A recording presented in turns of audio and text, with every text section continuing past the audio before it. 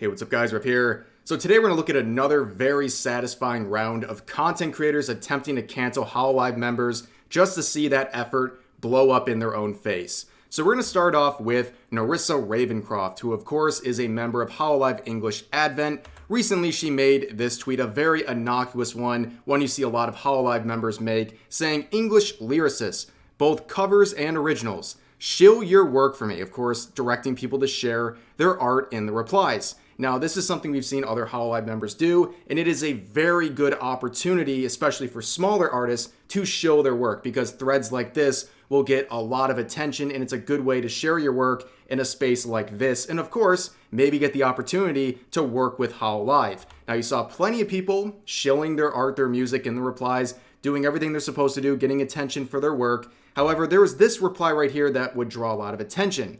So it said, "Hi, hello," and just shares commission availability for this musician. So what's the big deal? Why were multiple people sharing this reply to me? Well, it took a minute. So I looked at their account. They're a music producer with nearly 15,000 followers. They've been doing this a long time. But then I saw the name Joshua, and then some light bulbs went off. I hope you guys have your member berries, because we're going to be doing a little bit of a nostalgia today, looking at a video I made in August of last year.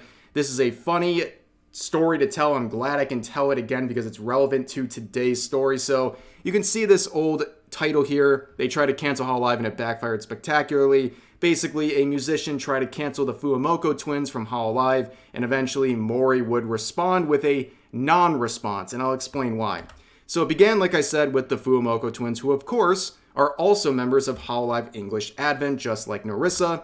So about half a year ago in August, they made this tweet promoting an art competition in their community for their ruffians, fans of their channel, saying basically they're looking for a jingle for their new streams, and basically it'd be a 10-second long jingle that they will actively use and promote and give credit for in their streams. And I bring this up because it is very similar to Nerissa's tweet, where they are giving this voluntary campaign for artists to have an opportunity to promote themselves. Even if you don't win the competition, you can still find yourself on this hashtag that'll get a lot of attention for your work. And of course, if you win the competition, the exposure that comes with that is insane.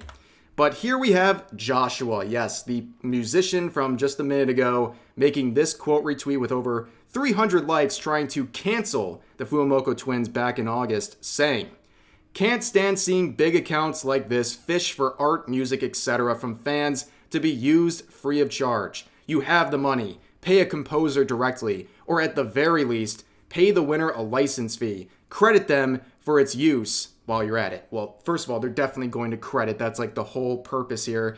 But this is kind of insane to me. There is such a thing as being paid in exposure, okay? Not only shilling yourself on the related hashtag, but getting an opportunity to work with Hololive. Getting this jingle into the Fuwamoco streams is an enormous promotion for your content. I have seen artists, whether it's musicians or animators, have their entire career blow up in a good way because they're featured in this sort of way. They're featured in some aspect of a Hololive stream. It is a huge promotion. Over the months, because they're featured in a stream like the Fuwamoco twins, you will get millions of eyes on your credited art, whether it's music, animations, whatever. It's a great opportunity. There's also the possibility that some of the people entering this art competition, just wanted to make it for a streamer that they like. Yeah, I know. Imagine that. Imagine being a fan of the community and just wanting to make a jingle because you want to have a special place in their streams. Imagine that. That's crazy, I know. But overall, the most important thing to take away from this outrage here is that they're mad about a voluntary competition. If you don't like the terms, if you don't like the fact that there's no upfront compensation from Fuwamoco or Hololive, then don't enter. Don't do the work. It's as simple as that. I don't understand why you get mad in the first place. However, some people were obviously calling them out for this, and they would reply saying, "Anyone taking umbrage at this needs to stop for a minute and imagine that it's Elon Musk asking a jingle for Twitter." Okay, I think highly of the Fuwamoco twins. I think highly of Hololive and Cover Corp, but I wouldn't exactly compare them to literally the richest man in the world. You're comparing a couple of doggos to a guy who still unironically posts doggo memes on Twitter in the year 2024. Okay, this is apples and oranges here. But moving on, at the time I took this screenshot back in August of this music producer's account, and you can see listed as a credit in their bio, Mori Calliope, who of course, in case you don't know, is from the first generation of English VTubers at Hololive. Now they do this because they have worked with Mori Calliope, and here is that project. This was released in February of last year. It is a magical girl transformation animation that she would use at the start of her streams. She would do the magical girl transformation as she was transferring over into the start of her stream, and you'd see the animation was made by this individual, and the music, the background music, was made by the music producer Joshua that we've been talking about. Now, of course, people were pointing this out and saying, how could you possibly be going after the Fuwamoco twins and attacking them? They are literally working in the same company with Mori Calliope that you've worked with. This is insane. Well, people would raise this reply. I forgot how brutal this one was. I can't stand accounts leeching on creators' names. You made 15 seconds of music for Mori. It is like a McDonald's worker proudly displaying that they made a burger for someone. You should pay her for using her name in your bio. Absolutely eviscerated, by the way. Holy hell. But then the musician would reply saying, and Mori was incredibly professional. All Hololive EN creators should follow her example. Very poor choice of words. So about a day later, Mori would have her next stream, and curiously, and probably not too surprising, when she did her transformation animation sequence, it was still there. However, the music had been replaced and the credit is now gone to that former musician, Joshua. Now, this is something that they got right. Hololive EN members are very professional, and they've dealt with countless ridiculous controversies and slander that's been directed their ways over the years, and they've handled it all very well, oftentimes dealing with things in a very subtle but effective way. And this is a great example of that. Mori doused this whole situation without saying a single word. She didn't have to make a goddamn twit longer or a Google Doc like you see VTubers make every time they get in trouble nowadays or have a controversy. And all she did was simply unfollow this artist on Twitter and remove the credit from the animation and replace their music. Simple as that. Handled. It reminds me of how Gargura has handled the countless bouts of controversy and slander she has faced over the years. The best example being anytime Brittany Venti makes a video trying to slander her, and typically in her videos she gives examples of Gargura retweeting etchy artwork of her VTuber model as proof that she's apparently a predator over it. And then you'll see in the coming days after that video will get released, the Gargura Twitter account will retweet those art examples that were provided in the video, which is obviously taking a jab at people like Brittany Venti and their outrage. And it's happened too many times to be a coincidence at this point. It's a very subtle but effective jab. It's professional, but it's also very funny to watch as well. Now, moving forward, you see the audacity, right? You've seen the history behind all of this stuff. Now, here we return to the reply on Nerissa's recent tweet from 2 days ago. It seems obvious why people would tag someone like me and think this is the absolutely most outrageous thing you could do, trying to work with another Hololive EN member after trying to cancel another member for a very similar tweet promoting and shilling artwork from some of their followers. It's absolutely insane, completely tone deaf.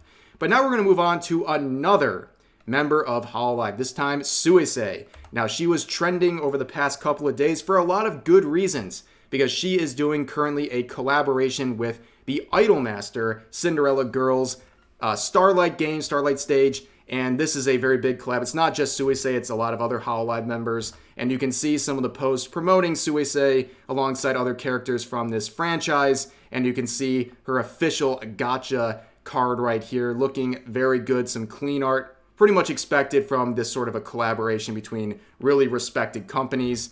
But moving forward, you have the Suisei Virus Twitter account promoting a screenshot from a related article on the situation. So they say this in the tweet: "Who the F is this piece of shit, and how dare he talk about Sui-chan like this? Who does he think he is?" And this is going to be in reference to a Japanese Pokemon YouTuber. So in the article it says this: "This time the slanderous act against Hoshimachi Suisei was confirmed by Ashiki, a Pokemon YouTuber. Ashiki was criticizing Suisei's collaboration project with the game Idolmaster Cinderella Girls Starlight Stage, and also pointing out that he had made a post that could be considered slanderous against Suisei. And of course, that tweet has since been deleted because it was drawing a lot of negative attention. And this is the tweet. It said, "I'm glad the collaboration between Idolmaster and Suisei was rough as expected because I thought the content was pretty disgusting even as a regular VTuber. I wish they'd give them the ability to turn off the collaboration completely in the game. And if they do turn it on, they'll get jewels or something, like compensation for having to sit through the Suisei collaboration," which is absolutely wild. Now understand that this tweet is completely out of left field, right? I looked into this account. They are a Pokemon YouTuber, and they also have a VTuber model, but that's what they cover primarily. All their videos are just Pokemon videos. So it's very odd to see someone getting so upset about something that has nothing to do with their actual content, and it's just throwing yourself out there for no reason. It just shows some bitter jealousy. And it's weird because why would you risk this? Because defamation is taken much more seriously in Japan, and this is a Japanese YouTuber, I'm presuming, who lives in Japan, is under those laws. So Cover Corp has made it absolutely no secret that they will go after people for anything that looks like defamation or slander of their talents, and they have reports ready to go on their account.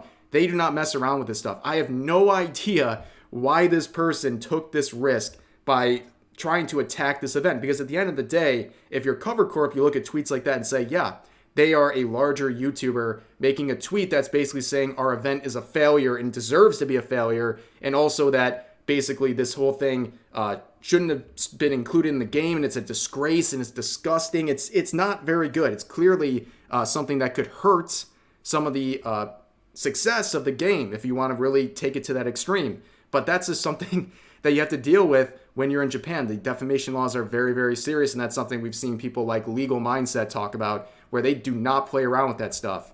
But again, just pause and reflect for a moment. Was it all worth it? You're getting that mad over this. Who looks at this and gets mad? It's impossible, ladies and gentlemen, or at least I thought it was impossible, but clearly some people are mauling over stuff like this, and I guess it's the internet. People are offended by everything and will risk even defamation lawsuits if it means they can express this anger they have over a collaboration. But that's going to do it for this video. More satisfying examples of content creators trying to call out Hololive and having it blow up in their face. But that's going to do it. Like I said, as always, feel free to share your thoughts in the comment section down below, and I'll see you guys next time.